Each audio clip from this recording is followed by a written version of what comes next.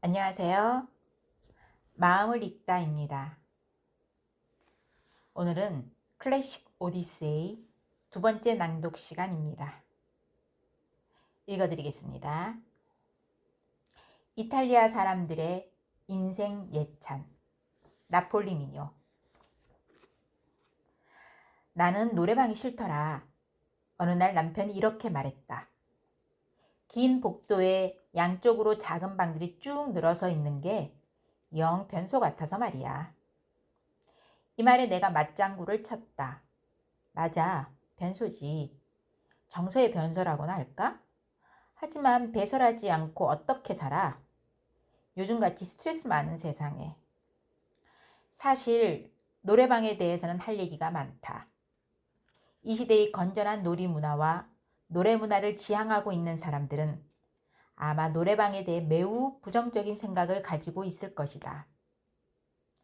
남편 말대로 변소같이 좁은 공간에서 이상야릇하게 돌아가는 불빛 아래서 어느 장사미사의 입김이 닿았을지도 모를 그런 마이크를 입에다 대고 목청껏 질러대는 그 문화가 뭐 그리 건강하겠는가. 하지만 솔직하게 고백하건대 나는 노래방이 좋다. 변소 같든 푸주간 같든 그것이 무슨 상관이랴. 남이 들어주든 들어주지 않든 내 노래에 나 스스로가 취할 수 있으니 이보다 더 좋을 순 없다. 언젠가 한 친구가 노래방은 노래 못하는 사람들이 와서 기분 내는 곳인 것 같다고 얘기하는 것을 들은 적이 있는데 바로 이런 자족적인 즐거움이 노래방이 가진 가장 커다란 매력이 아닐까? 노래방의 핵심은 적당히 혹은 과도하게 에코를 집어넣은 마이크에 있다. 여러분은 평소에 잘 안 불러지던 노래가 목욕탕에서는 기가 막히게 잘 불러지는 것을 경험한 적이 있을 것이다. 이런 경험을 가진 사람들이 기타의 장소에서 노래를 부르고 나서 꼭 하는 얘기가 있다. 이상하다. 목욕탕에서 할 때는 참 잘 됐는데. 하지만 이제는 자신의 노래 실력을 확인하기 위해 굳이 목욕탕에 갈 필요가 없다. 노래방의 마이크가 바로 이 목욕탕 효과를 대신 내주기 때문이다. 노래방 문화는 나르시스의 문화다. 노래방에서 스스로의 노래에 취해본 사람들은 알리라. 노래를 부르는 순간순간마다 마디마디마다 구절구절마다 그 감동이 얼마나 절절하고 감미롭게 가슴에 와 닿았는지. 이런 맛에 나는 오늘도 마이크를 잡고 기꺼이 나르시스의 포로가 된다. 사랑 때문에 침묵해야 할 나는 당신의 여자. 노래방의 창고는 우리나라 사람들이 그만큼 노래 부르기를 좋아한다는 얘기와 일맥상통한다. 노래방 문화의 사회과학적 혹은 인문과학적 혹은 예술과학적 혹은 노래과학적 배경과 문제점, 그것이 우리 정서와 사회에 끼친 영향과 미친 영향에 대해서 언급하는 것은 내 능력 밖의 일이므로 생략하기로 한다. 가장 중요한 사실은 이런 변소 문화의 문제점을 지적하고 비판하는 사람들 중에도 노래방을 좋아하는 사람들이 상당수 있다는 것이다. 그런데 서양에도 우리처럼 노래 부르기를 좋아하는 사람들이 있다. 바로 이탈리아 사람들이다. 이탈리아에 살아본 적도 없고 이탈리아 사람과 깊이 사귀어 본 적도 없으니 이탈리아 사람들이 정말 소문처럼 그렇게 노래를 좋아하는지 알 수 없는 노릇이지만 이탈리아 노래, 그 중에서도 특히 나폴리 민요를 듣고 있으면 정말 이 민족이 노래 부르기를 좋아하는 민족이구나 하는 사실을 피부로 느끼게 된다. 원어로 칸초네 나폴레타나라고 불리는 나폴리 민요는 이름 그대로 나폴리 지방에서 탄생한 노래다. 산타루치아, 오 나이 태양, 돌아오라 소렌토로, 마리아 마리, 날 잊지 말아요, 푸니쿨리 푸니쿨리 등 우리가 익히 알고 있는 이탈리아 노래들이 대부분 나폴리 민요인데 지금은 나폴리의 지방 민요가 아닌 이탈리아 전체의 국민가요, 아니 더 나아가 전 세계인의 노래가 되었다. 언젠가 이탈리아의 베네치아에서 어떤 사람이 이 도시의 명물인 곤돌라를 타고 산타루치아를 부르는 것을 들은 적이 있다. 그런데 그 곤돌라를 자세히 보니 타고 있는 사람들이 한국인 관광객들이 아닌가. 유구한 역사를 자랑하는 배달민족의 못 말리는 노래 정신이 멀리 이탈리아에서도 유감없이 발휘되고 있었다. 지중해를 끼고 있는 아름다운 항구 도시 나폴리. 그 짙푸른 지중해의 물결 위로는 태양이 늘 찬란하게 빛나고 있다. 오 밝은 태양, 너 참 아름답다. 폭풍우 지난 후 너 더욱 찬란해. 시원한 바람 솔솔 불어올 때 하늘의 밝은 빛이 비치운다. 나의 마음에 사랑스런 나의 태양 비치인다. 오 나의 태양 찬란하게 비친다. 사랑하는 연인을 태양에 빗대어 노래한 오 나의 태양은 이탈리아 사람들의 태양 예찬인 동시에 인생 예찬이다. 지중해의 푸른 물결 위로 반짝이는 찬란한 태양. 그 태양이 비치는 한 나는 영원히 인생을 찬양하고 사랑을 노래할 것이라는 이탈리아 사람들의 낙천적인 기질이 이 속에 고스란히 담겨 있다. 세상의 모든 노래 중에서 낙천적이라는 말에 가장 잘 어울리는 노래가 무엇이냐고 묻는다면 나는 주저없이 오 나의 태양이라고 대답할 것이다. 나폴리는 물론이고 근방의 카프리와 소렌토 등 이 지방의 아름다운 풍광을 경험한 사람들은 알리라. 그들이 왜 그렇게 인생을 찬양할 수밖에 없는지. 18세기 초부터 나폴리 왕국에서는 교회에서 해오던 음악 제전을 물려받아 대중적인 노래 제전을 열기 시작했다. 19세기에 널리 인기를 끌었던 피에디그로타 음악제도 이런 전통을 물려받은 것인데 디카푸아가 작곡한 오 나의 태양과 데 쿠푸티스가 작곡한 도라오라 소렌토로는 1898년과 1900년에 각각 이 가곡제에 입상함으로써 세상에 널리 알려지게 되었다. 한편 나폴리 수호신의 이름을 따서 지은 또 다른 나폴리 민요 산타루치아는 이보다 더 거슬러 올라간 1850년 코트라우가 작곡한 것이다. 창공의 빛난 별 물 위에 어리고 바람은 고요히 불어오느나 아름다운 고장 행복의 나폴리 산천과 초목도 춤을 추누나 내 배는 살같이 바다를 지난다. 산타루치아 산타루치아. 나폴리 어부들 사이에 널리 불렸던 이 노래는 황후 무렵 항구를 출발해 바다로 나아가는 배의 모습을 그린 것이라고 한다. 그런가 하면 또 다른 나폴리 민요 푸니쿨리 푸니쿨라는 덴차라는 작곡가가 나폴리에 처음으로 등산열차가 개통되던 1880년 6월 6일 밤에 작곡한 것으로 페디그로타의 가곡제에 출품되면서부터 대중적인 사랑을 받게 되었다. 하지만 정식으로 클래식을 공부한 사람들은 나폴리 민요를 민요 이상의 의미로 생각하지 않는다. 나 역시 그랬다. 나는 그 지나치게 대중적인 멜로디와 낙천적인 분위기가 싫었다. 노래라는 것은 모름지기 진지한 맛이 있어야 한다는 것이 나의 지론인데 나폴리 민요에는 도무지 그 진지함이라는 것이 없었다. 그러나 그 후 이탈리아를 여행하고 나서 나폴리 민요에 대한 나의 생각도 바뀌었다. 유럽을 여행하다 보면 사람들 사이에도 상당한 기질적 차이가 있다는 것을 느끼게 된다. 특히 여러 나라를 오가는 열차를 타보면 이런 사실을 쉽게 알 수 있다.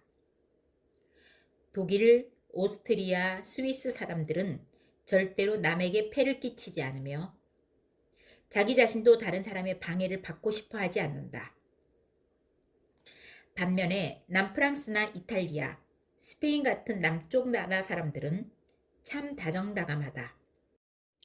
처음 보는 외국인에게 어디서 왔는지 묻기도 하고 가지고 있는 음식을 나누어주는 친절도 서슴지 않는다.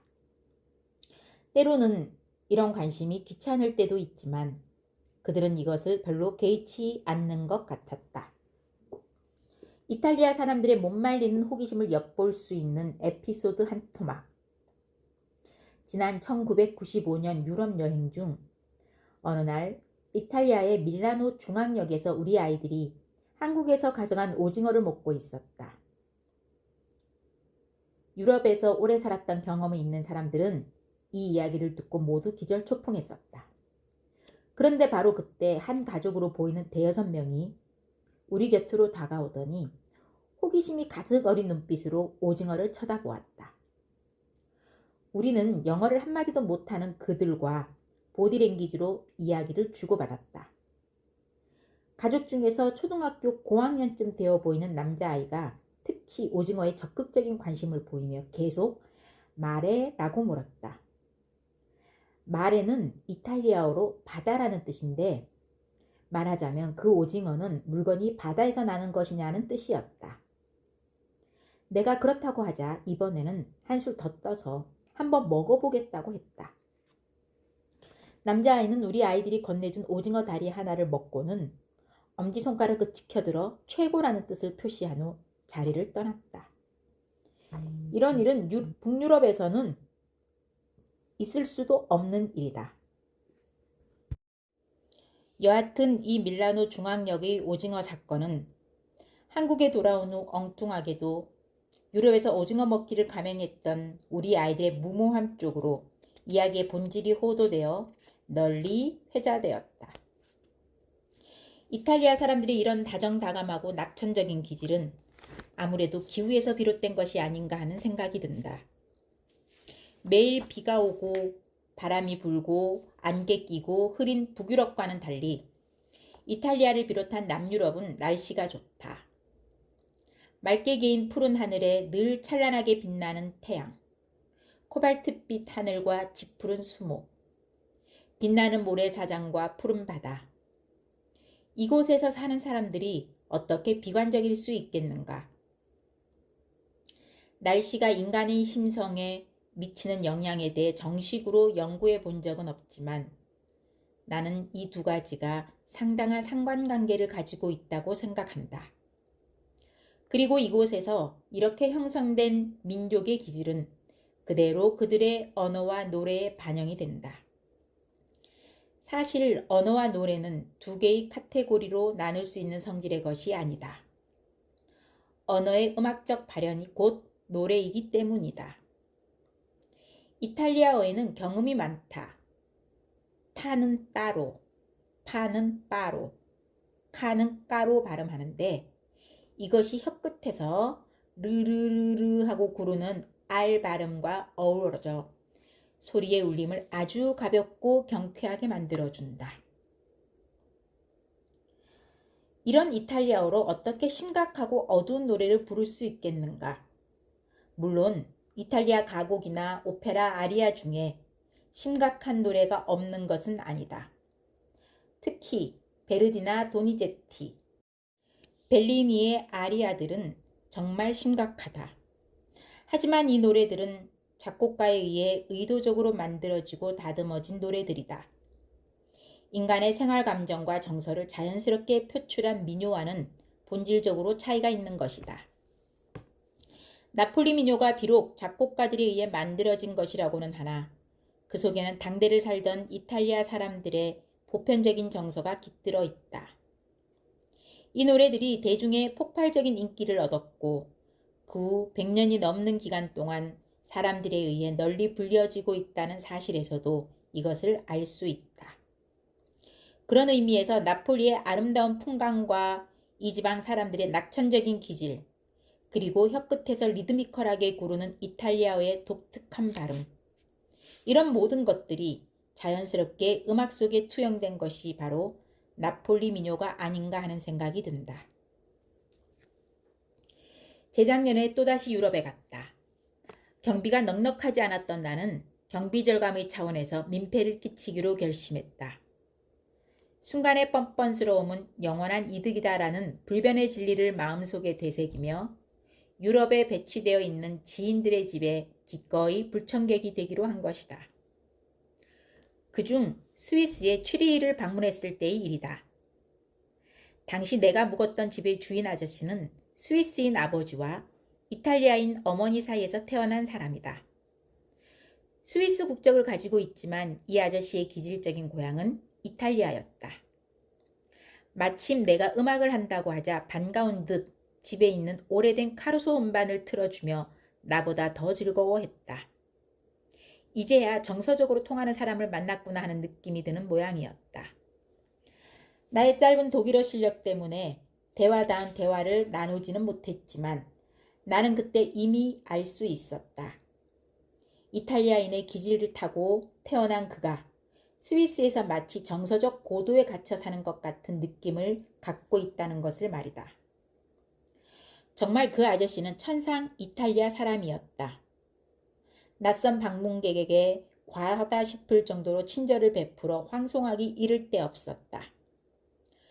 그 집의 아름다운 정원 앞으로는 산골에서 내려오는 시냇물이 흐르고 있었는데 집에 도착하자마자 얼른 시냇물에 나가서 목욕 한번 하라는 농담으로 어색한 분위기를 누그러뜨리는 유머 감각도 가지고 있었다. 어느 날 우리는 스위스의 유명 관광지인 트렘델바흐를 보러 갔었다.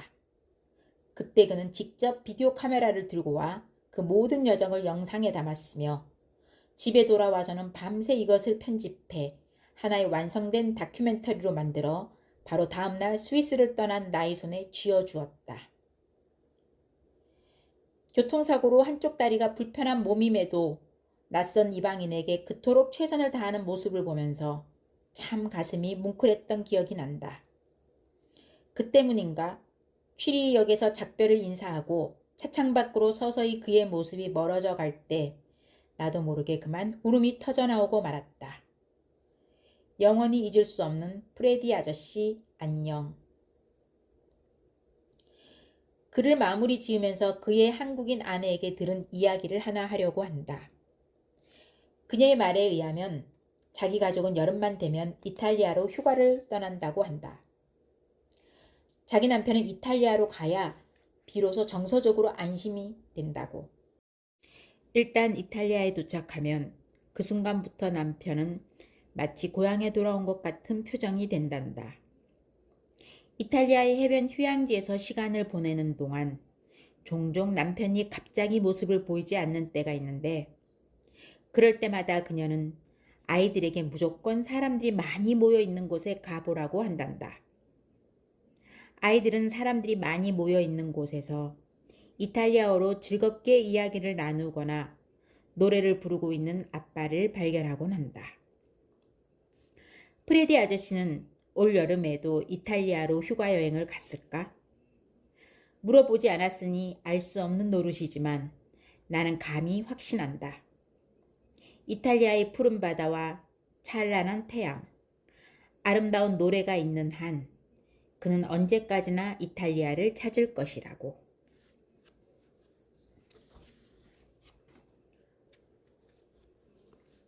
오, 우리들의 복된 아돌프. 바그너, 발퀴레 중 발퀴레의 기행. 예술은 정치와 무관하다고 말하는 사람들이 있다. 그들은 이렇게 말한다. 예술가가 왜 정치에 신경을 써요? 예술은 순수한 겁니다. 하지만 과연 그럴까? 예술이 정치와 무관하다고 말하는 순간 그는 이미 자신의 정치적 신념을 드러낸 것이나 다름없다. 정도의 차이는 있지만 세상 모든 일은 정치와 직간접적으로 연관되어 있다. 이것은 인간이 정치라는 사회 시스템 속에서 살아가는 이상 피할 수 없는 현실이다. 예술가 중에는 사회 구성원의 한 사람으로서 자기에게 부과된 사회적 책무가 무엇인지 고민하고 이것을 실천에 옮기려고 노력하는 사람이 많다.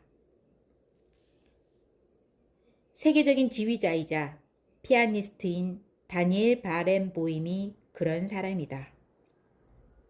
1999년 다니엘 바렌보임은 팔레스타인 출신의 문면 비평가 에드워드 사이드와 함께 팔레스타인을 비롯한 아랍 국가와 이스라엘 젊은이들로 구성된 서동시집 오케스트라를 창단했다. 서동시집이라는 이름은 독일 시인 괴테가 페르시아 시인 하피즈의 시를 읽고 감명을 받아 집필한 서동시집에서 따온 것이다. 그전까지 서양 사람들은 동방 문화가 서양 문화보다 열등하다는 편견을 가지고 있었다. 그러나 괴테는 페르시아 시인의 시를 통해 동방의 가치를 새롭게 발견했다. 그는 그것을 자기 문화 속에 창조적으로 수용했으며 그 결과 동서양의 문학 양식을 이상적으로 결합한 서동시집을 세상에 내놓게 되었다. 오케스트라의 이름을 서동시집이라고 한 것은 괴테가 구현하고자 했던 동서양 화합의 정신을 계승하기 위해서이다. 서동시집 오케스트라는 이스라엘, 시리아, 이집트, 레바논, 쿠웨이트, 팔레스타인 등 각기 다른 종교와 문화, 언어, 정치적 신념을 가진 젊은이들로 구성되어 있다. 1999년 창단 이후 해마다 세계 여러 지역을 돌며 음악을 통한 평화와 화합의 메시지를 전하고 있다. 다니엘 바렌보임이 처음 서동시집 오케스트라를 만났을 때 이스라엘의 극렬 민족주의자들은 엄청나게 반대했다. 이스라엘을 상대로 끊임없이 테러를 일으키는 팔레스타인 젊은이들과 이스라엘 젊은이들을 함께 묶어 오케스트라를 만들겠다니 이 사람이 정말 이스라엘 사람이 맞느냐며 난리를 쳤다. 그러나 이런 동족의 비난에도 음악을 통해 문화적, 인종적 편견을 극복하고 평화와 화합의 메시지를 전하려는 바렌보임의 행보는 거침이 없었다. 지난 2005년에는 팔레스타인의 수도 라말라에서 연주회를 갖기도 했다. 2004년 다니엘 바렌보임은 울프상을 받았다. 이스라엘의 울프 재단이 주관하는 이 상은 인종, 피부색, 종교, 성별, 정치적 시각과 관계없이 인류의 이익과 우호관계 증진에 기여한 사람들에게 주어진다. 시상식에는 이스라엘 대통령과 교육부 장관, 의원들이 참석했다. 바로 이 자리에서 다니엘 바렌보임은 수상소감으로 파격적인 발언을 했다. 그는 1952년 10살의 나이로 부모와 함께 이스라엘로 이주해 왔을 때 자신이 읽었던 독립선언문의 내용을 상기시켰다. 선언문에는 모든 접경국 그리고 그 국민들과 평화와 우호를 유지할 것을 약속한다라는 항목이 들어있었다는 것이다. 현재의 상황에 비추어 질문을 던지고 싶습니다. 남의 땅을 점령하고 그 국민을 지배하는 것이 독립선언문의 정신에 부합하는 것입니까? 독립이라는 미명 아래 다른 나라의 기본권을 희생시키는 것이 과연 합당한 일일까요? 우리 유대민족이 고난과 박해의 역사를 보냈다는 미명하에 이웃 국가의 기본권을 침해하고 그들의 고통을 모르는 척하는 것에 면죄부가 주어질까요? 이스라엘이 계속해서 관념적이고 비현실적인 투쟁 해결 방식을 고수하는 것이 정당하다고 보십니까? 사회 정의에 입각해 실용주의적이고 인도주의적인 해결책을 찾는 것이 옳지 않겠습니까? 분쟁을 해결하는 데 군사적인 방법은 옳지 않다는 것이 제 지론입니다. 도덕적으로도 그렇고 전략적으로도 그렇습니다. 이젠 대안을 찾을 시기입니다. 이 자리에서 바렌보임은 이 상의 상금을 팔레스타인 젊은이들을 위한 음악 교육에 기부하겠다는 뜻을 밝혔다. 바렌보임의 도발적인 수상 소감에 화가 난 교육부 장관은 연단에 나와 바렌보임이 자기에게 주는 상에 대한 소감을 발표하는 시간을 국가를 공격하는 기회로 삼았다고 비난했다. 나라에서 주는 상을 받는 자리에서 자기 나라의 잘못된 정책을 비판하는 것은 웬만큼 용기가 없으면 힘든 일이다. 여기서 바렌보임은 온갖 비난을 감수하면서도 자기가 옳았다고 생각하는 것을 말할 수 있는 용기를 보여주었다. 예술가로서 자기에게 주어진 사회적, 정치적 책무를 인식하고 이것을 실천하려고 노력해온 그의 진면목을 보여주었던 것이다. 사실 바렌보임이 말썽을 부린 것은 이때가 처음이 아니다. 지난 2001년에는 독일의 베를린 슈타츠카펠레를 이끌고 지휘한 이스라엘 연주회에서 앙코르곡으로 바그너의 트리스탄과 이졸데 중 사랑의 죽음을 기습적으로 연주해 논란을 빚기도 했다. 이스라엘에서는 오랫동안 바그너 음악이 금지되어 왔다. 이유는 바그너가 반유대주의자였을 뿐만 아니라 유대인을 핍박했던 아돌프 히틀러 역시 바그너의 열렬한 추종자였기 때문이다. 나치즘이 한창 기승을 부리고 있을 때 수용소에 잡혀온 유대인들은 매일 죽음의 공포와 싸우며 스피커를 통해 흘러나오는 바그너 음악을 지겹도록 들어야 했다. 그러니 유대인들로서는 다시 바그너 음악을 들으며 처참했던 과거의 악몽을 되새기고 싶지 않은 것이 솔직한 심정일 것이다. 베를린 슈타츠카펠레의 이스라엘 연주는 애초부터 논란이 많았었다. 연주가 있기 몇 달 전부터 세계의 언론이 베를린 슈타츠카펠레가 이스라엘에서 바그너 음악을 연주할 예정이라고 떠들어댔기 때문이다. 이런 소문을 일찌감치 들은 이스라엘 축제조직위원회 측은 바렌보임에게 바그너 음악을 연주하지 말아달라고 부탁했고 바렌보임은 마지못해 이를 수락했다. 그런데 연주 당일 앙코르곡을 연주하게 되었을 때 바렌보임이 갑자기 청중에게 바그너 음악을 연주하게 해달라고 부탁했다는 것이다. 객석 한쪽에서 수용소에서 들은 음악을 또 들으란 말이냐 라는 항의가 터져나오기도 했지만 대부분의 청중들은 열렬한 박수로 이에 응했으며 바렌보임은 바그너의 사랑의 죽음을 연주했다. 그러나 문제는 여기서 끝나지 않았다. 그가 바그너의 음악을 연주했다는 소식이 전해지면서 이스라엘 국회가 이에 문제 제기를 하고 나선 것이다. 국회 교육문화위원회는 바그너 음악의 연주를 비민주적이고 비문화적인 폭거로 규정하고 만약 바렌보임이 공식적으로 사과하지 않을 경우 향후 그의 이스라엘 연주를 거부할 것임을 분명히 밝혔다. 하지만 당사자인 바렌보임은 이스라엘 측으로부터 바그너 연주 불가 통보를 받았을 때부터 특정 음악을 반대하는 것이야말로 진정한 민주주의에 어긋나는 것이라는 자신의 입장을 천명한 바 있다. 과거에도 그랬지만 오늘날에도 바그너 음악에 대한 평가는 극한의 대립을 보인다. 소위 음악에 대해 어느 정도 감시관을 가지고 있다고 자부하는 사람들은 누구나 바그너 숭배자 혹은 비판자였다. 바그너의 음악에 대해서는 어느 누구도 어정쩡한 입장에 있지 않다.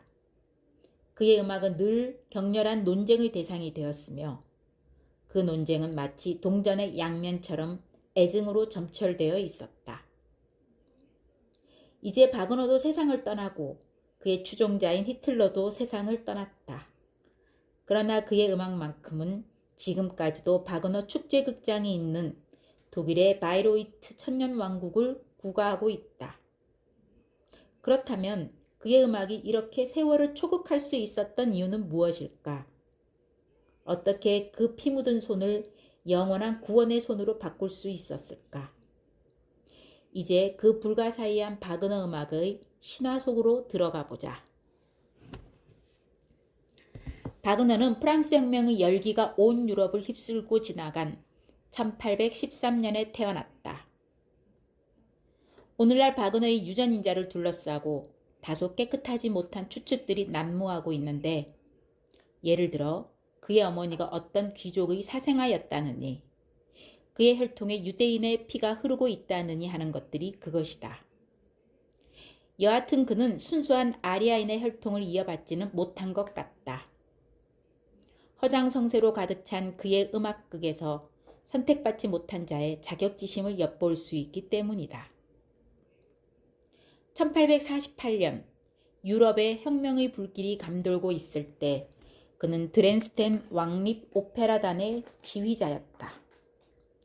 그 무렵 그는 드레스덴의 혁명 집단에 가담해 그에게 연금과 봉급을 주고 있는 바로 그 왕에게 보통 선거를 실시하여 공화국을 건설하자는 내용의 호소문을 보냈다. 왕은 물론 이 불경하고 배은망덕한 젊은이의 권고를 받아들이지 않았다. 이후 프로이센 군대가 지목하는 세 사람의 위험 인물 중 한 사람이 된 바그너는 드레스덴에서 도망쳐 12년 동안 프랑스와 스위스에서 망명 생활을 해야만 했다. 그러나 그는 진정한 혁명가는 아니었다. 사심없이 사회개혁의 대열에 뛰어들기에는 출세라는 것에 너무 민감했다. 오랜 망명 생활을 통해 그는 자신의 명예를 회복하는 것이 사회개혁보다 더 중요하다는 사실을 깨닫게 되었다. 서력의 그날을 생각하며 와신상담하고 있었던 그는 섹슨 왕의 사면이 내려지자마자 단번에 태도를 바꾸어 출세가도를 달리기 시작했다. 당시 그는 자신에게 사치스러운 무대를 보장해준 왕에게 보답을 하고 싶어 안달했으며 그 결과 왕을 위해 국가와 종교에 관해서라는 기밀 서류까지 작성하는 충성을 보이기도 했다. 아마 바그너는 자신이 죽은 지 40년이 지난 후 그의 음악이 전대미문의 학살극을 벌인 나치즘과 손잡으리라는 것을 예상하지는 못했을 것이다. 그러나 그는 생전에 유대인을 배격하는 두 권의 책을 집필함으로써 명실공히 반유대주의의 신봉자임을 과시했다. 그의 음악이 나치즘과 손잡게 된 드라마틱한 계기가 바로 이때부터 마련되었던 것이다. 1930년 바그너의 부인인 코지마의 뒤를 이어 바이로이트 축제를 주관하던 지크프리트가 죽자 그의 아내 비니프레드가 이 축제를 이어받았다.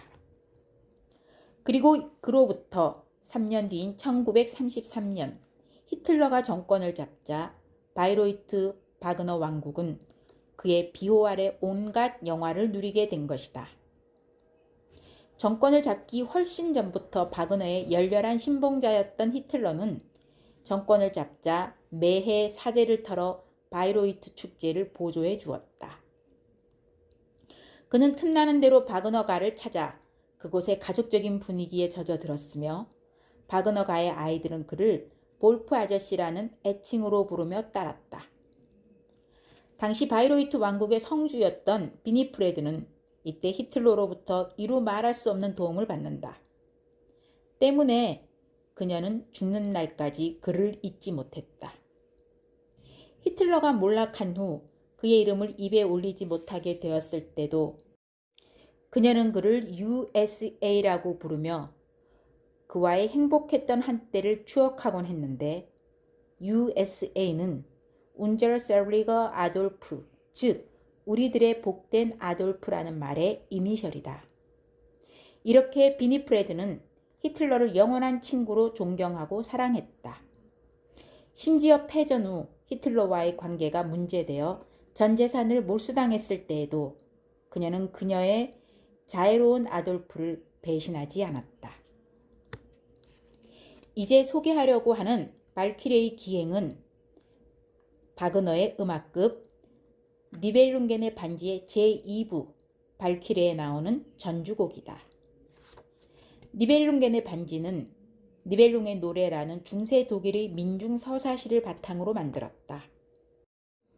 여기서 니벨룽에는 니벨룽의 복수형으로 죽은 사람들의 나라라는 뜻을 가지고 있는 니벨하임에서 유래된 단어이고 니벨룽은 이 나라에 사는 사람들을 말한다.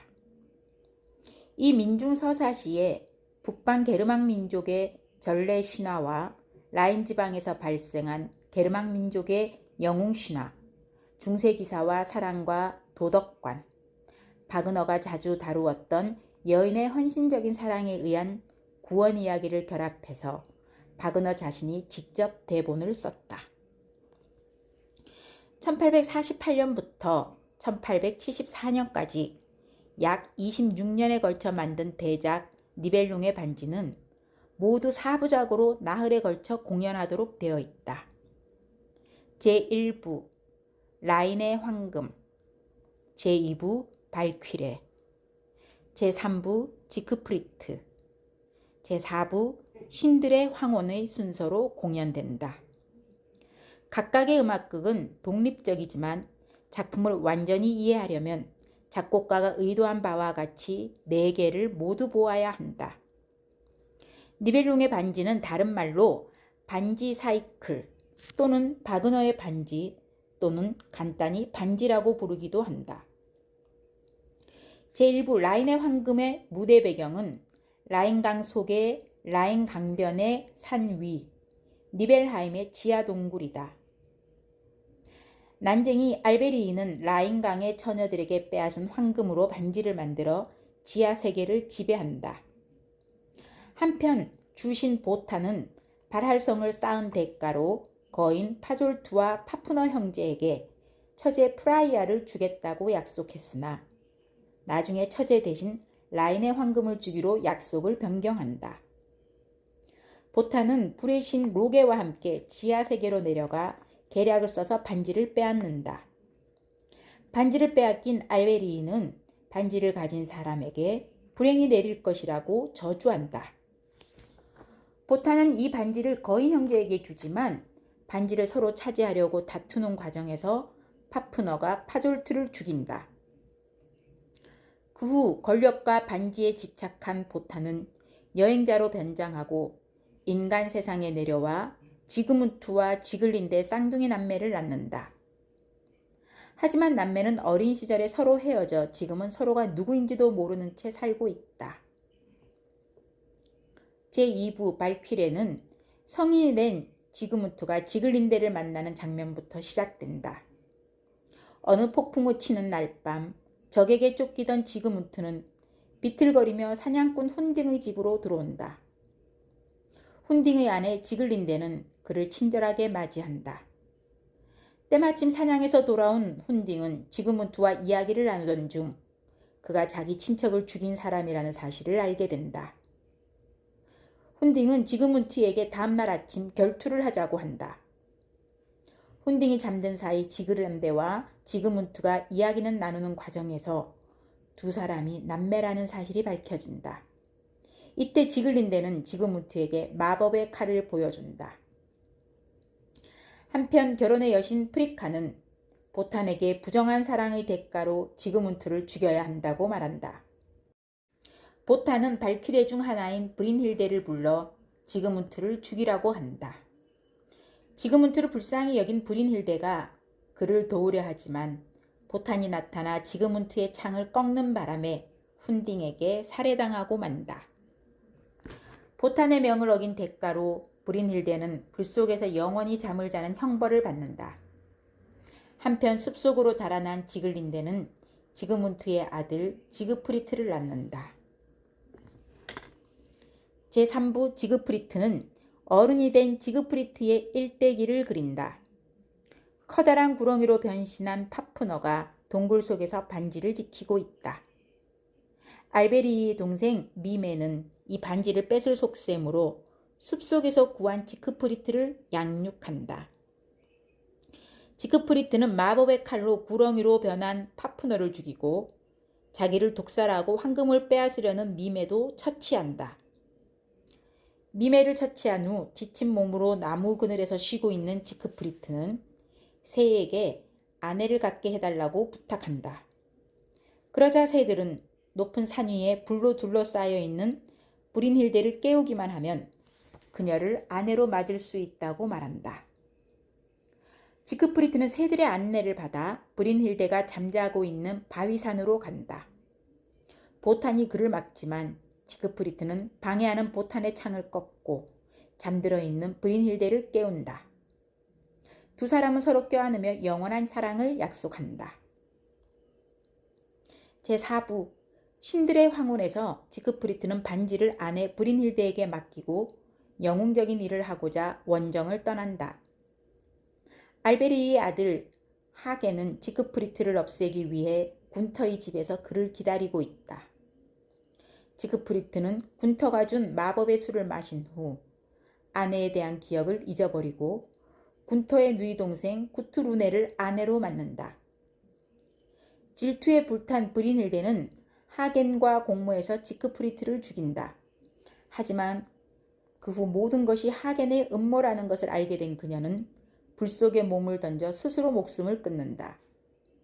이때 라인강의 물이 범람에 불을 덮고 하겐을 덮친다. 반지는 다시 라인의 처녀들에게 돌아간다. 이야기가 참으로 장황하다.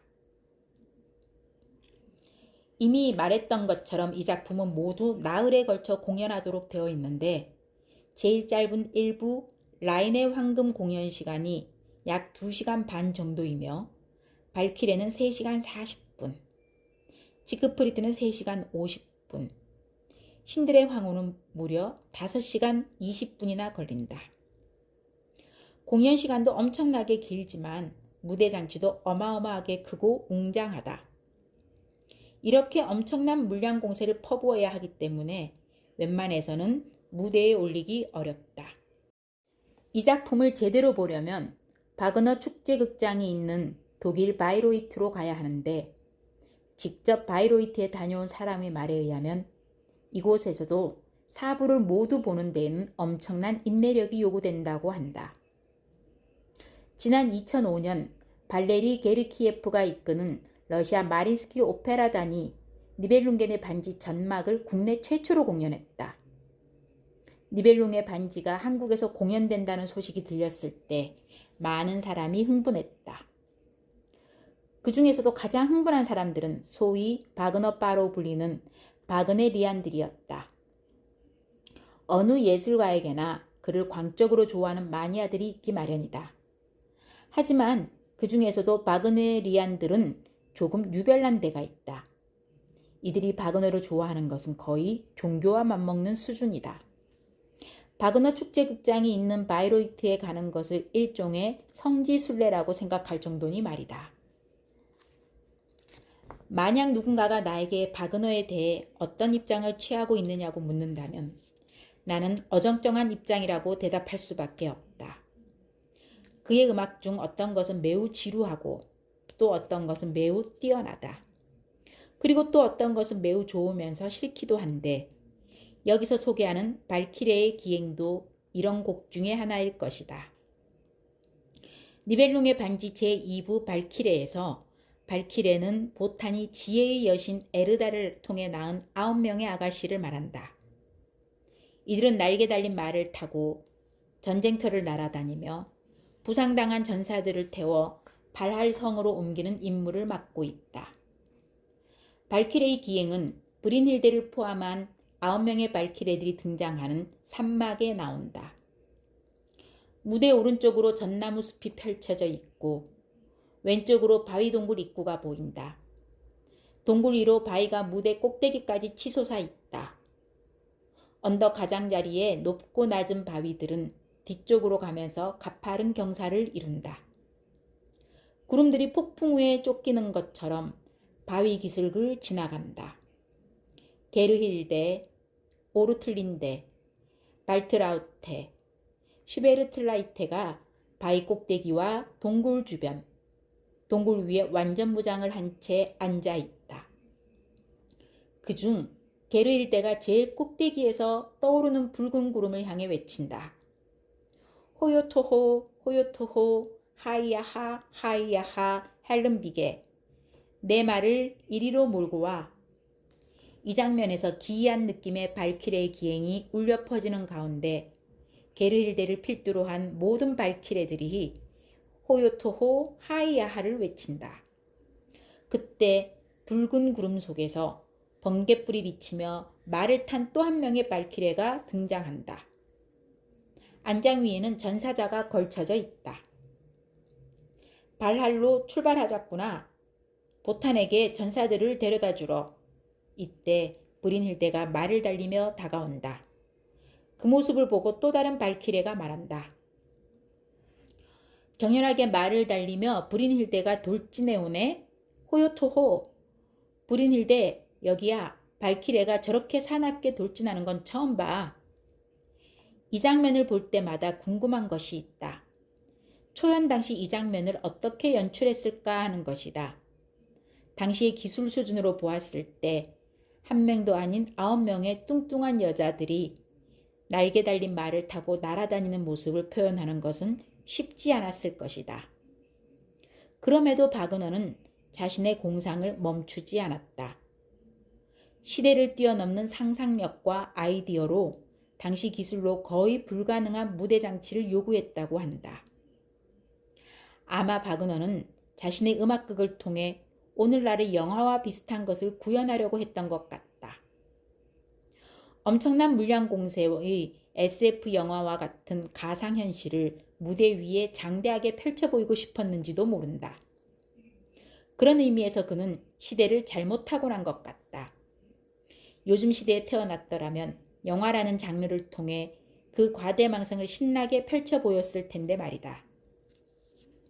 여하튼 그는 스스로 자신의 음악극을 미래종합예술이라고 부름으로써 본의 아니게 영화의 시대를 예고한 작곡가가 되었다. 발키리의 기행에 나오는 날개 달린 말과 날아다니는 신의 딸들이라는 비현실적인 설정은 우리들의 상상력을 무한대로 증폭시킨다. 이 곡의 우리말 제목은 말을 타고 다닌다는 의미의 기행이지만 사실 이것은 기행이기도 하다.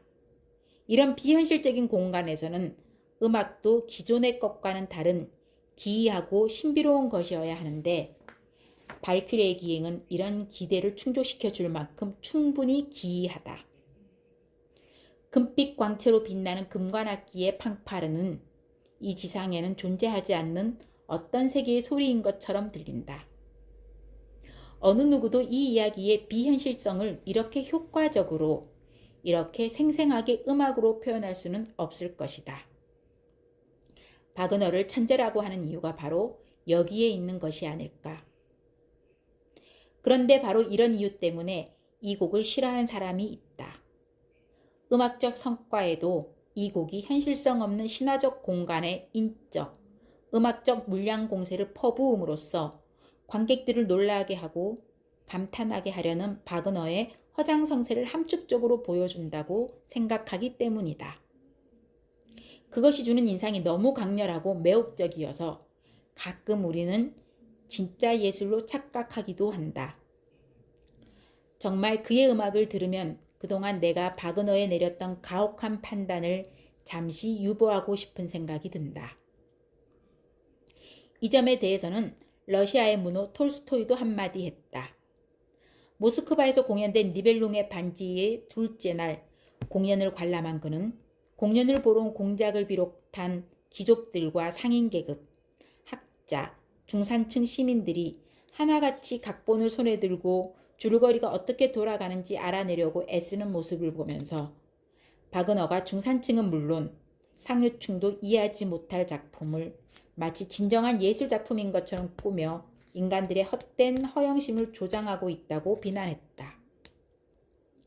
발키리의 기행은 그 뒤에 숨어있는 이데올로기를 더욱 그럴듯한 것으로 믿게 만드는 고도로 승화된 음악적 트릭이다.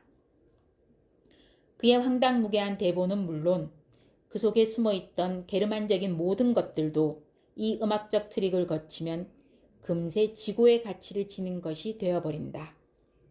이런 바그너 음악을 정치적 삶의 동반자로 삼았던 히틀러는 그런 의미에서 참 센스 있는 독재자였던 것 같다. 베트남전을 배경으로 한 영화 지옥의 묵시록에 이 발키리의 기행이 나온다.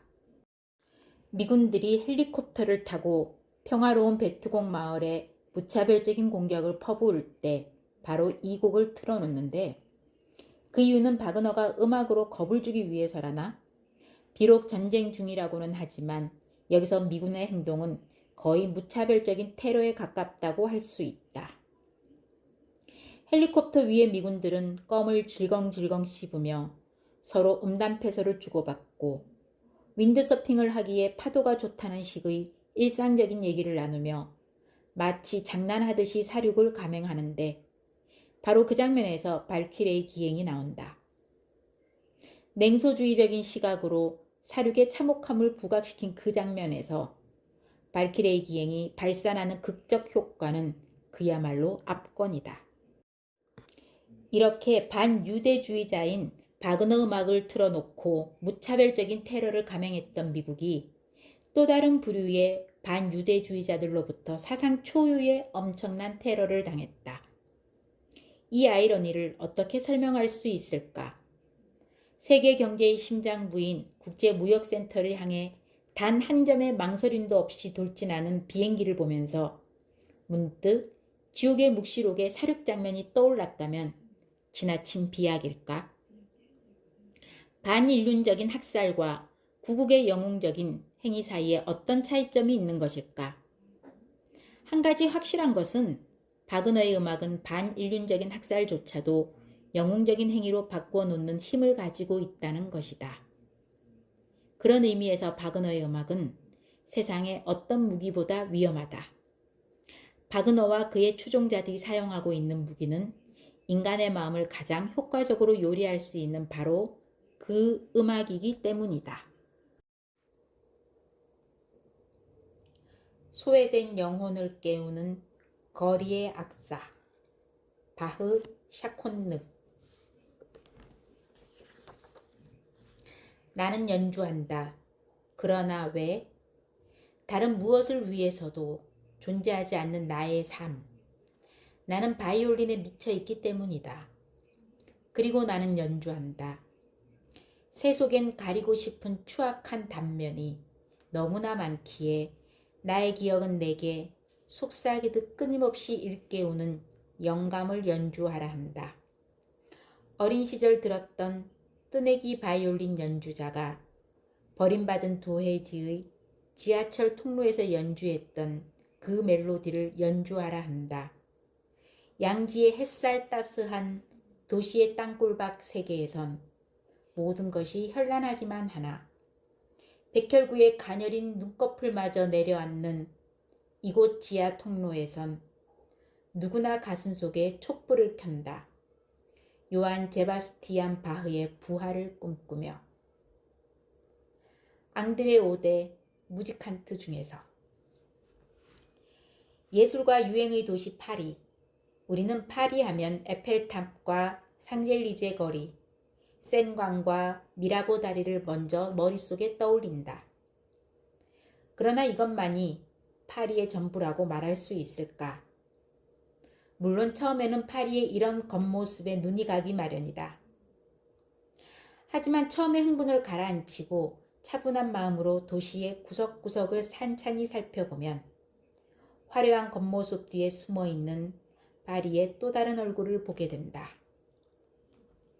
내가 파리에서 처음 느낀 것은 이 도시가 제도권 예술은 물론이고 비제도권 예술까지 폭넓게 수용하는 포용성을 가지고 있다는 것이었다.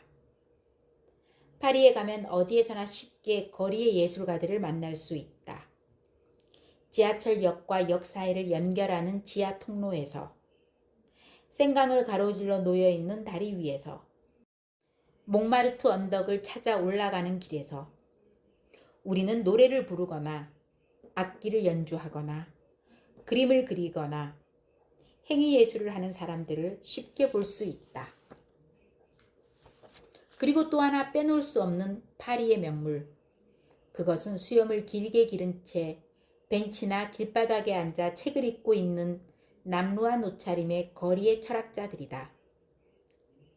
이들 옆에는 주인의 남루한 옷차림에 어울리지 않게 털이 말쑥하게 단장된 커다란 개가 늘 있게 마련인데 이 둘이 따로 떨어져 있을 때에는 그림이 되지 않는다. 이 두 가지 이질적인 요소가 합쳐져야 비로소 하나의 그림이 완성되는데 바로 이 그림에서 우리는 파리의 또 다른 얼굴을 읽을 수 있다. 파리의 거리에서 활동하는 예술가들이나 철학자연하며 책을 읽고 있는 거리의 철학자들이 어떤 출신 성분의 사람인지 나는 모른다. 하지만 한 가지 확실한 것은 이들이 뿜어내는 무한한 자유의 향기가 파리라는 도시를 한층 매력 있는 도시로 만들어주고 있다는 것이다. 파리에서 내가 체험한 또 하나의 해방구. 그것은 생강 위에 있는 나무로 만든 다리였다. 돌로 만든 다른 다리와는 달리 이 다리 위로는 차가 지날 수 없도록 되어 있다. 생강 위의 유일한 해방구인 셈인데 공간적으로도 그렇지만 정서적으로는 더욱 그렇다. 바로 이 다리 위로 온갖 종류의 예술가들이 몰려들어 아주 자유로운 분위기에서 자신의 예술 세계를 펼쳐 보인다. 그래서 그런가 다리의 이름도 예술의 다리다. 우리식으로 표현하자면 딴따라의 다리, 떨거지의 다리가 되는 셈이다. 이 다리가 딴따라들의 지상 무대라면 파리의 지하도와 하수도는 이들의 지하 무대라고 할 수 있다. 에펠탑과 샹젤리제 거리, 생강의 화려함과 낭만의 눈먼 에뜨랑제들은 모르리라. 그 화려한 거리 바로 밑 지하에 또 다른 세계가 존재한다는 것을 말이다. 프랑스 영화 바이올린 플레이어는 바로 이런 세계를 보여주고 있다. 이 영화는 제도권에서 밀려나 지하 세계로 스며든 한 사람의 예술가와 그의 음악에서 진정한 삶의 의미를 배우는 소외된 사람들의 얘기다. 앞에서 소개한 앙드레 오데의 소설 무지칸트가 이 영화의 원작이다. 진정한 음악을 꿈꾸며 사사건건 오케스트라와 대립하던 천재 바이올리니스트 아르몽은 결국 오케스트라를 박차고 나와 거리의 악사가 된다. 제도권에 보장된 미래를 마다하고 진정한 음악을 찾아 거리로 나선 것이다. 비록 지하철에서 행인이 떨어뜨리는 몇 푼 안 되는 돈으로 생활을 꾸려가고 있지만 그에게는 푹신한 양탄자가 깔린 연주회장의 무식한 청중들보다 더욱 그의 음악을 이해하고 사랑하는 사람들이 있다. 이 중에서 특히 지하철 매표원 리디아는 하루라도 그가 연주하는 바흐를 듣지 못하면 우울증에 빠질 정도로 열광적인 팬이다. 이렇게 거리의 악사로 변신해 자신만의 세계를 추구하던 아르몽에게 어느 날 불행이 닥친다. 거리의 불량배들이 그의 바이올린을 부수어버린 것이다. 새 바이올린을 장만할 돈이 없었던 아르몽은 자신의 연주를 담은 테이프를 틀어놓고 연주하는 흉내를 내는 것으로 만족해야 했다. 이때 아르몽의 친구가 나타나 그에게 바이올린을 건네준다. 오래간만에 바이올린을 잡은 아르몽. 내친 김에 몇 소절 연주해보지만 모든 것이 부질없다는 생각에 곧 연주를 멈춘다. 그런데 바로 그때 죽음을 눈앞에 둔 할아버지가 제발 음악을 들려달라고 애원한다. 영화의 핵심이라고 할 수 있는 장면이다. 할아버지의 간청에 감동을 받은 아르몽은 드디어 바이올린을 들고 혼신의 힘을 기울여 영혼의 연주를 시작한다. 어두침침한 지하도에서 그가 연주한 곡은 바로 바흐의 샤콘느. 지하 통로를 타고 길게 울려 퍼지는 영혼의 바이올린 소리. 풍부한 잔향을 가진 샤콘느 소리는 때로는 격정적으로, 때로는 아련하게 지하세계 사람들의 영혼을 깨운다. 이때 화면은 바이올린을 연주하는 아르몽의 모습과 그의 연주를 들으며 하나둘씩 영혼의 잠을 깨는 사람들의 얼굴을 번갈아 비추어 준다. 어떤 사람은 그의 연주에 맞추어 춤을 추고 또 어떤 사람은 눈물을 흘린다. 음악을 들으며 지하세계 사람들은 서로 손을 잡은 채 마지막 남은 빵을 건넨다. 소외된 사람들이 벌이는 최후의 만찬, 그리고 그 위를 흐르는 샤콘느의 영감 어린 선율. 음악이 흐르는 동안 처음에 음악을 들려달라고 간청하던 그 할아버지는 할머니의 남루한 옷자락을 잡은 채 서서히 숨을 거둔다. 바이올린 플레이어는 흥미 위주의 영화가 아니다. 그것은 이 영화의 마지막 장면 15분간을 모두 바흐의 샤콘느에 할애하고 있다는 것만 보아도 알 수 있다. 음악이 연주되는 15분 동안 영화는 진지한 표정으로 음악을 경청하는 사람들의 모습을 하나씩 영상으로 잡아내는데, 이렇게 스토리에 전개 없이 오로지 음악과 영상에만 15분이라는 긴 시간을 할애하는 것은 할리우드 영화에서는 거의 불가능한 일이다. 줄거리의 재미보다는 영상의 아름다움과 거기에서 비롯된 삶의 깊은 의미, 인간의 내면에 대한 성찰을 추구하는 프랑스 영화의 특징을 그대로 보여주는 장면이라고 할 수 있다. 이 영화의 오리지널 사운드 트랙에서 실제로 바이올린을 연주한 사람은 세계적인 바이올리니스트 기돈 크레머라고 한다. 음량이 절묘하게 교차하는 그의 탁월한 연주는 아름다운 영상과 더불어 이 장면에 예술의 깊이를 더해주는 아주 중요한 요소가 된다. 사실 바흐의 샤콘느는 아무나 연주할 수 있는 곡은 아니다. 적어도 기돈 크레머 정도의 기량과 연륜을 지닌 바이올리니스트가 아니면 이 곡이 지니고 있는 심오한 아름다움을 표현할 수 없기 때문이다. 샤콘느는 바흐가 작곡한 무반주 바이올린 파르티타 제2번에 나오는 곡이다. 바흐는 생전에 모두 6편의 무반주 바이올린 곡을 작곡했다. 그 중에 1, 3, 5번에는 소나타라는 이름이, 2, 4, 6번에는 파르티타라는 이름이 붙어 있는데, 하나의 번호의 대여섯 개의 곡을 모아놓은 모음곡 형태로 되어 있다. 여기서 소개하는 샤콘느는 파르티타 제2번의 제5곡에 해당이 되는데, 바흐의 무반주 바이올린 곡 중에서 가장 유명해서 파르티타 제2번을 얘기할 때 샤콘느가 들어있는 바로 그 파르티타라고 말하기도 한다. 무반주란 말 그대로 반주가 없는 곡을 말한다. 바흐가 살던 바로크 시대의 기악 독주곡에는 반드시 통주저음 반주가 붙었다.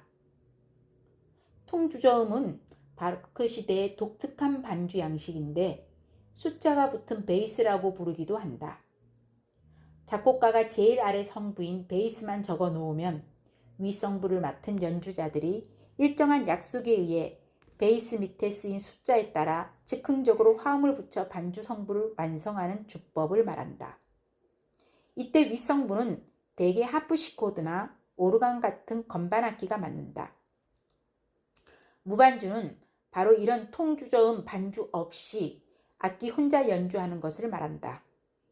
바흐는 바이올린과 첼로를 위해 각각 무반주곡을 썼는데, 제목을 보다 정확하게 말하자면 통주저음이 없는 첼로 독주를 위한 6개의 모음곡, 통주저음이 없는 바이올린 독주를 위한 소나타와 파르티타가 된다. 선율 악기라면 반드시 동반해야 할 통주저음 반주가 없다는 것은 곧 독주 악기가 선율과 반주의 역할을 동시에 해야 한다는 것을 의미한다. 악기 한 대로 선율과 반주를 동시에 연주한다. 이것은 지금도 그렇지만 바흐 시대에도 상당히 혁신적인 발상이었다. 무반주곡은 악기 혼자 연주해야 하기 때문에 주로 단선율로 흘러간다. 바흐는 그렇게 단선율로 흘러가는 선율 중간중간에 화성을 짜 넣었다. 단선율적인 것과 화성적인 것이 서로 어우러지도록 한 것인데, 이것이 바로 바흐 무반주곡의 매력이자 특징이라고 할 수 있다. 그런데 멘델스존이나 슈만 같은 낭만주의 작곡가들은 이렇게 반주 성부가 없는 음악을 불완전한 것으로 생각하는 경향이 있었다. 고전주의 낭만주의 시대의 기악 독주곡에는 대부분 피아노 반주가 붙기 때문이다. 이 시대에 작곡된 바이올린 소나타, 첼로 소나타 같은 독주곡들도 엄밀하게 말하면 피아노와 바이올린을 위한 소나타, 피아노와 첼로를 위한 소나타라고 할 수 있다. 멘델스존과 슈만은 이런 기준에서 바흐의 무반주곡을 판단했다. 그래서 선율이 상성부에서만 움직이는 무반주 바이올린 곡에 일일이 피아노 반주를 붙여 곡을 완성하는 수고를 마다하지 않았다. 하지만 헝가리 출신의 바이올리니스트자 지휘자인 요제프 요하임은 생각이 달랐다. 바이올리니스트로서 무반주곡의 특징과 매력을 알고 있었던 그는 이 곡이 무반주임을 강조하고 반드시 무반주로 연주해야 한다고 주장했다. 바흐가 남긴 두 편의 무반주 작품은 연주하기가 아주 어렵다. 완벽하게 연주하려면 연주 기법에 대한 깊은 탐구와 테크닉의 습득이 필요하다. 뛰어난 첼리스트와 바이올리니스트들이 바흐의 무반주 작품에 존경심과 두려움을 동시에 가지고 있는 것도 바로 이 때문이다. 바이올리니스트들은 바흐의 무반주 소나타와 파르티타를 일생의 화두로 삼고 있다.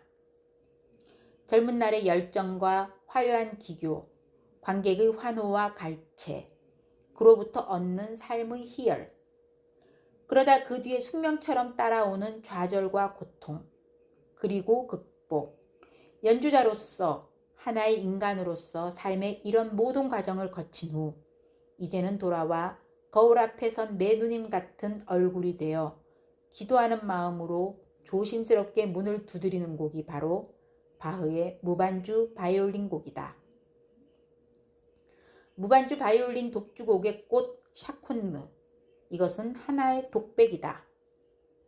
열정과 관조, 화려함과 단조로움, 음지와 양지, 지하와 지상, 이 두 개의 상반된 세계가 절묘하게 결합되어 있는 그런 독백.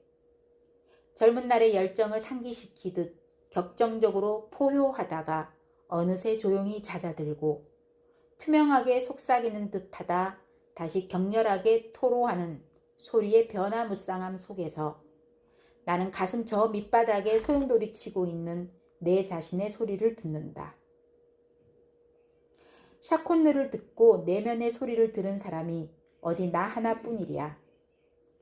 바흐 시대 이후에 많은 작곡가와 연주자들이 아마 이 곡을 통해 내연에 용솟음치고 있는 자기 자신의 목소리를 들었으리라. 마치 불교의 경전처럼 듣는 사람에 따라, 연주하는 사람에 따라 수없이 많은 해석을 낳을 수 있는 음악.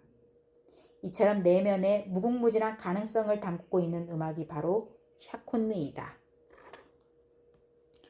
바흐의 무반주 바이올린 곡은 후대 작곡가들에게도 깊은 영감을 주었다. 외젠 이자이, 벨라 버르토크, 파울 힌데미트가 무반주 바이올린 소나타를 작곡했는데 특히 이자이는 자신의 작품에서 바흐의 무반주 바이올린을 위한 파르티타를 패러디하기도 했다. 그런가 하면 파르티타 제2번에 등장하는 샤콘느는 부조니와 브람스를 비롯한 여러 작곡가와 연주자들에 의해 다른 악기를 위한 곡으로 편곡되기도 했다.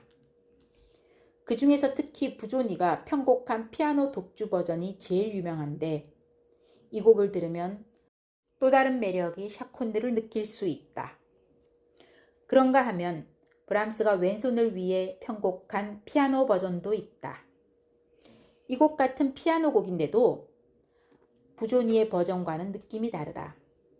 지금은 부조니의 곡이 더 많이 연주되고 있지만 음악의 깊이를 아는 사람들은 소박하면서도 소리의 그늘을 지닌 브람스의 피아노 버전을 더 좋아한다. 이뿐만이 아니다. 샤콘느는 그 밖에도 많은 버전을 가지고 있다.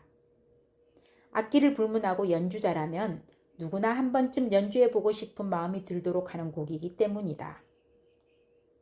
역대 작곡가들의 작품 중에서 바흐의 음악만큼 다양한 버전을 가진 것도 드문데 그 중에서도 샤콘느는 더욱 그렇다. 그렇다면 후대 음악가들이 유독 이 곡에서만 그렇게 많은 음악적 영감을 받은 이유는 무엇일까? 그것은 샤콘느라는 곡 자체에 이런 모든 음악적 가능성이 내재되어 있기 때문이다. 바흐는 샤콘느라는 하나의 음악적 경전을 인류에게 던져놓은 것이다. 그 경전 안에는 수없이 많은 가능성이 숨어 있는데 후대 작곡가들의 작업은 어쩌면 이미 존재해 있는 이런 가능성들을 하나씩 끄집어낸 것에 불과한 것인지도 모른다. 바흐의 작품이 위대하다고 하는 것도 바로 이 때문이 아닐까? 사람이 나이를 먹으면 바흐가 좋아진다고 하더니 정말 그런가 보다. 요즘 들어 바흐가 점점 좋아진다. 이제는 돌아와 거울 앞에 선 나이가 되어서 그런 걸까? 바흐의 음악에는 범접할 수 없는 그 무엇이 있다. 그것이 왜 젊은 날에는 그렇게도 포착이 안 되었는지 모를 일이다. 부록을 훨씬 넘긴 나이에 돌아보는 젊은 날에 대한 일종의 회한 같은 것이 쌓인다. 그런데 이제 바흐가 좋아지는 걸 보면 결국 사람은 바흐와 더불어 나이를 먹나 보다. 영화의 후반부에서 아르몽은 하수 위를 떠나가는 작은 배 위에서 바이올린을 연주한다. 하수로 천장을 어른어른 비추는 푸른빛과 그것을 배경으로 광명의 세계를 향해 서서히 나아가는 작은 배. 아르몽의 바이올린은 지하의 영혼을 구원하고 자신을 버렸던 지상의 세계로 또다시 나아가기를 시도한다. 드디어 화면에 눈부신 지상의 세계가 펼쳐진다. 어두컴컴한 지하 세계와는 대조를 이루는 찬란한 세계. 초록의 숲과 나무, 영롱하고 푸른 불빛. 이 영상을 배경으로 흐르는 샤콘누 소리와 함께 아르몽의 영혼도 승천한다. 또 다른 영혼의 구원을 꿈꾸며 지하에서 지상으로, 그리고 다시 지상에서 영원으로. 저 에로틱한 달빛, 드뷔시 달빛. 이화의 월백하고 은하니 삼경인제, 일지춘심을 자귀야 알랴마는 다정도 병인 양하여 잠 못 들어 하노라. 너무나 유명한 이조년의 시조다. 이 시조를 처음 알게 된 것은 고등학교 때였다.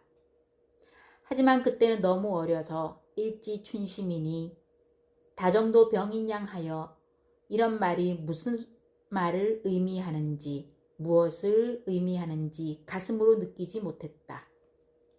그 후 가없는 열정에 이끌려 방황하던 내 청춘의 전성시대에도 역시 그랬다. 정말이지 그때는 달밤에 조용히 앉아 일지춘심을 느낄 겨를이 없을 정도로 모든 것이 찬란하고 신비롭고 또 혼란스러웠다. 그러던 내가 이 시구에서 촌철살인의 묘를 느끼기 시작한 것은 내 빛나는 청춘의 날들을 훌쩍 떠나보내고 난 뒤부터였다. 부록의 나이를 넘긴 중년 여자에게 청춘은 그 얼마나 매력적인 말인가. 청춘이라는 단어를 머릿속에 떠올릴 때마다 나는 내 나이 뒤에 늘 따라붙는 부록이라는 꼬리표를 과감하게 떼어내버리고 싶은 충동을 느끼곤 했다. 바로 이때부터 일지춘심이니 다정도 병인양 하여와 같은 그런 구절들이 가슴으로 들어오기 시작했다. 그리고 내가 일지춘심으로 잠 못 이루는 봄밤에는 늘 창문을 통해 매혹적인 달빛이 흘러들어오곤 했다. 그때 그렇게 나를 유혹하던 달빛은 베토벤의 달빛도 벨리니의 달빛도 아니었다. 그것은 바로 드뷔시의 달빛. 봄밤의 서정을 신비롭고 에로틱한 분위기로 물들이는 바로 그 드뷔시의 달빛이었다. 달빛은 듣는 이에게 참으로 묘한 느낌을 주는 곡이다. 하지만 비단 달빛만이 그런 것은 아니다. 독일 고전주의나 낭만주의 음악에 익숙해져 있는 우리들에게 대부분의 드뷔시 음악은 참 낯설게 느껴진다. 모차르트나 베토벤의 소나타처럼 귀에 쏙 들어오는 주제 선율이 있는 것도 아니고 어떤 일정한 멜로디들이 발단, 전개, 절정, 대단원의 구조 속에서 유기적인 통일을 이루고 있는 것도 아니다. 음악을 통해 무언가 드라마틱한 효과를 기대했던 사람들에게 드뷔시의 음악은 마치 알맹이가 빠진 것 같이 싱거운 느낌을 줄 뿐이다. 그렇다면 드뷔시의 음악이 우리에게 주는 것은 과연 무엇일까? 그것은 하나의 이미지와 분위기, 그리고 느낌이다. 나는 음악을 열렬하게 사랑한다. 사랑하는 까닭에 나는 그것을 숨막히게 하는 전통으로부터 해방시키려고 한다. 그것은 용솟음쳐 오르는 자유의 예술이며 하늘과 바다, 바람과 같이 무한한 것들의 예술이다. 내가 원하는 음악은 영혼의 서정적 발로와 꿈의 환상에 충분히 순응할 수 있는 유연한 것이어야 한다. 드뷔시의 말이다. 여기서 그가 얘기한 전통이란 화성학이나 소나타 형식과 같이 오랜 세월 이어져 내려온 전통적인 작곡 기법이나 음악 양식을 의미하는데, 드뷔시는 이제까지 음악을 구속했던 이 모든 것들로부터 자신의 음악을 해방시키고 싶어 했다. 파리 음악원에 다닐 때부터 드뷔시는 신성한 화성학의 법칙을 무시하는 괴상한 화성을 써서 교수들을 놀라게 하곤 했다. 어느 날 참다 못한 한 교수가 그에게 물었다. 그런데 자네는 무슨 법칙을 지키나? 그러자 드뷔시가 대답했다. 제 자신의 즐거움 이외에는 지키는 법칙이 없습니다. 이때 교수는 이렇게 말했다. 그거 참 좋군. 만약 자네가 천재라면 말이야. 교수가 우려했던 대로 그는 정말 천재였다. 스스로 즐거움의 법칙을 추구하는 과정에서 인상주의라는 지극히 프랑스적인 음악 양식을 만들어냈으니 말이다. 드뷔시는 낭만주의의 반기를 들었다. 낭만주의의 서사적인 주제들, 장황하고 복잡한 이야기, 독일인이 최고의 업적으로 자랑하는 거대한 형식들은 그의 감각에 맞지 않았다. 한때 그도 바그너를 좋아했다. 하지만 니벨룽의 반지를 보고 생각이 달라졌다. 이 음악극에서 드뷔시는 마지막 남은 한 방울까지 남김없이 소진해버리는 감정 과잉의 막장을 보았다. 바그너는 무시할 수 없는 작곡가였지만 드뷔시에게는 그는 여명으로 잘못 인식된 아름다운 일몰일 뿐이었다. 드뷔시가 이렇게 프랑스 예술사에 위대한 발자취를 남길 수 있었던 배경에는 비슷한 시기에 파리를 중심으로 일어났던 인상주의 미술과 상징주의 문학, 베르그송의 철학이 있었다. 사실 음악과 그 주변 예술과의 연관성을 찾는 일은 그다지 쉬운 일이 아니다.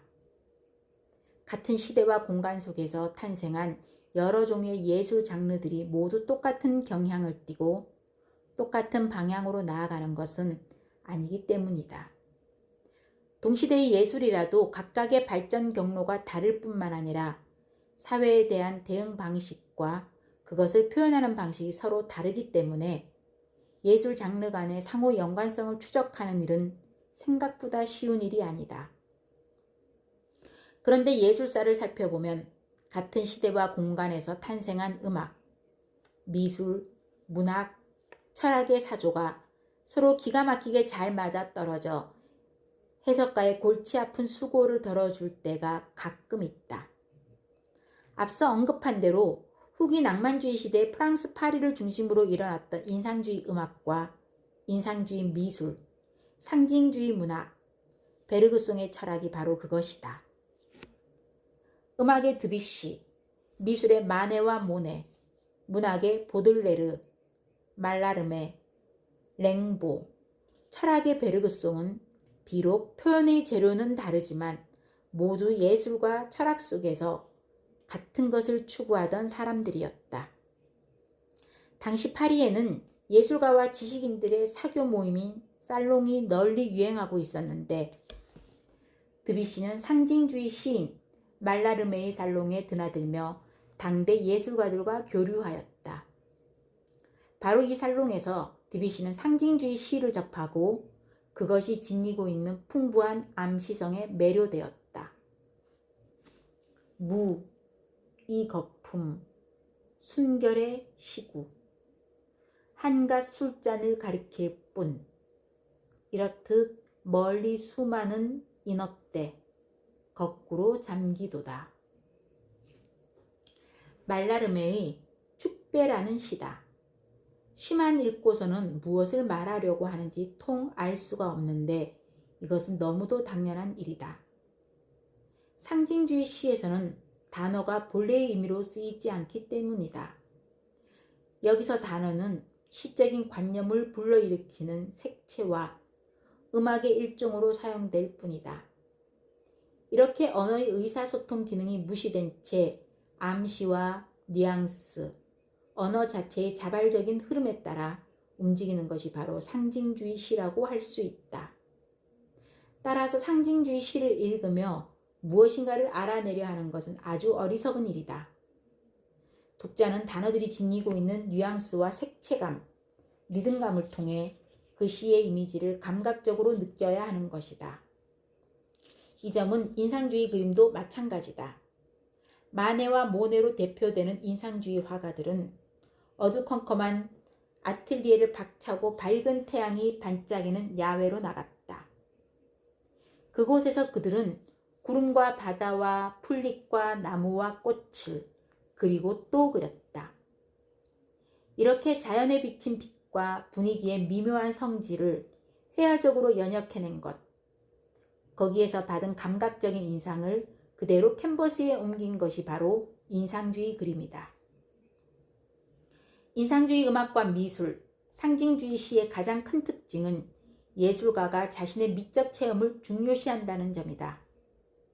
그들은 사물로부터 받은 느낌이나 정서를 아주 주관적인 방법으로 표현한다. 그들에게 중요한 것은 이야기가 아니라 느낌과 뉘앙스와 분위기였는데 바로 이때부터 예술작품은 무언가를 말하는 것으로부터 해방된다. 그리고 그 배경에는 과학적인 객관성보다 인간의 직관을 중요시했던 베르그송의 철학이 깔려 있었다. 여기서 소개하는 달빛은 이미지로 가득 찬 음악이다. 하지만 이 곡을 작곡할 당시만 해도 드뷔시는 아직 인상주의 양식을 확실하게 확립하지 못했다고 한다. 그럼에도 이 곡은 일찌감치 인상주의의 조짐을 보여주고 있다. 애매모호하고 몽환적인 분위기, 포착하기 힘든 세계의 신비로움, 손에 잡힐 듯 잡히지 않는 멜로디의 미묘한 흐름. 이 곡의 애매모호한 화성은 인상주의 그림의 애매모호한 윤곽선처럼 듣는 사람에게 포착하기 어려운 효과를 던져준다. 그런가 하면 이 곡의 박자와 분절법 역시 미묘하다. 우리는 학창시절에 4분의 2박자는 강약, 4분의 3박자는 강약, 약, 4분의 4박자는 강약, 중간약, 8분의 6박자는 강약, 약, 중간약, 약이라고 배웠다. 하지만 이 곡에서는 이런 기본적인 강세의 법칙이 무시되고 있다. 명확한 마디의 분절점이 베일에 쌓이고 음악은 한 마디에서 다음 마디로 미끄러져 들어가는 유동적인 흐름을 갖는다.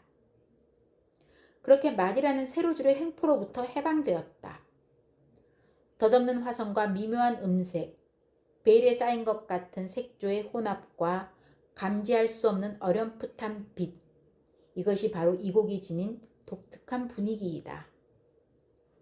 드뷔시의 달빛은 베토벤의 월광처럼 조용하고 고즈넉하다.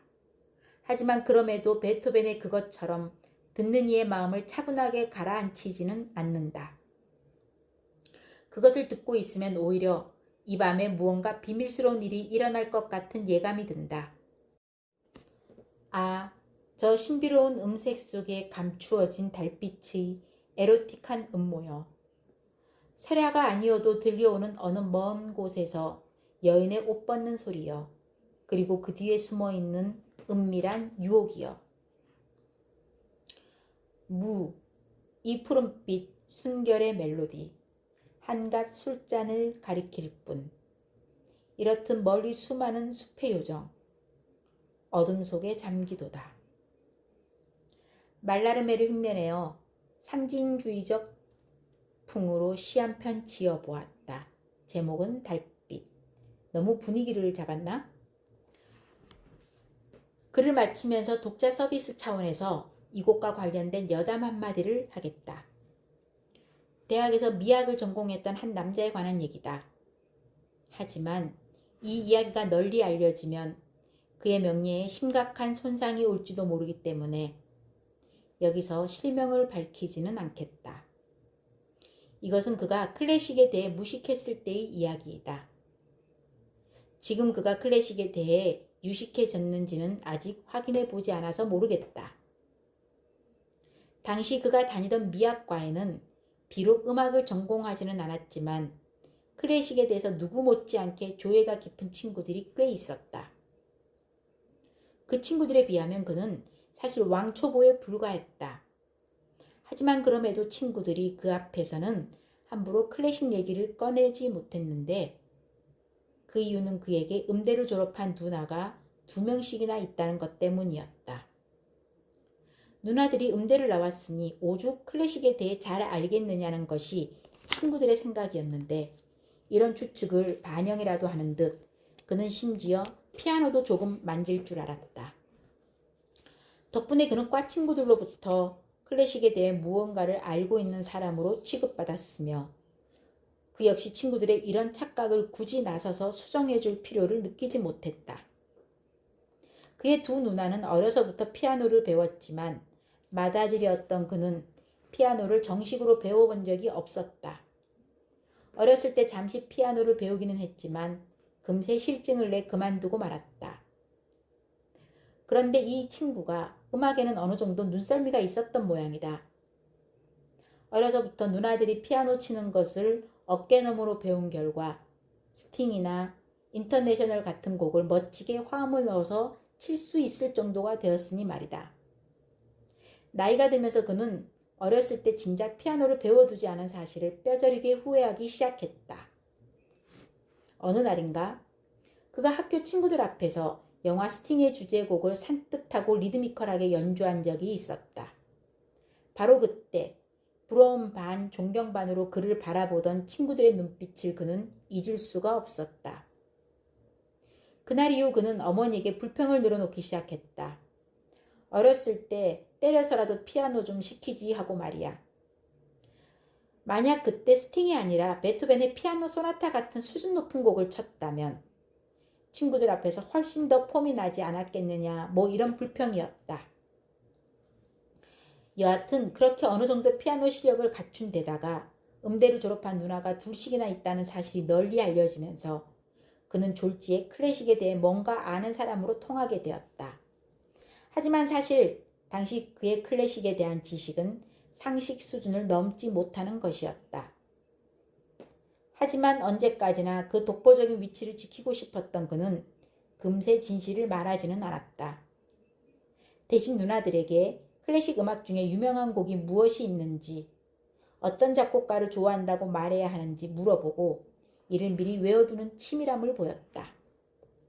그때 그의 누나들은 만약 누군가로부터 이런 질문을 받았을 때는 반드시 바흐라고 대답하라고 가르쳤다. 바흐의 작품을 좋아한다는 것은 음악적 소양이 아주 높다는 것을 의미하기 때문이라고 했다. 그 후로부터 그는 클래식을 많이 아는 사람으로서 위치를 위태롭게 지켜나가고 있었다. 하지만 진실은 언젠가는 밝혀지는 법. 그에게는 운명의 그날이 의외로 빨리 왔다. 전공 과목 강의를 듣고 있던 어느 날이었다. 강의 도중 교수가 던진 그 말 중에 드뷔시의 월광을 운운하는 말이 귀에 들어왔다. 그 순간 그의 눈빛이 반짝했다. 아니, 월광이라니. 월광은 베토벤의 작품이 아닌가. 속으로 이렇게 생각한 그는 회심의 미소를 지으며 소리쳤다. 교수님, 월광은 베토벤 작품 아닙니까? 바로 그 순간 그는 그동안 자기를 부러움과 존경의 눈빛으로 바라보던 친구들의 얼굴에서 그에 대한 존경의 빛이 갑자기 사라지는 것을 분명히 감지할 수가 있었다. 지금까지 들어주셔서 감사합니다. 마음을 읽다였습니다. 행복한 매일매일 되세요.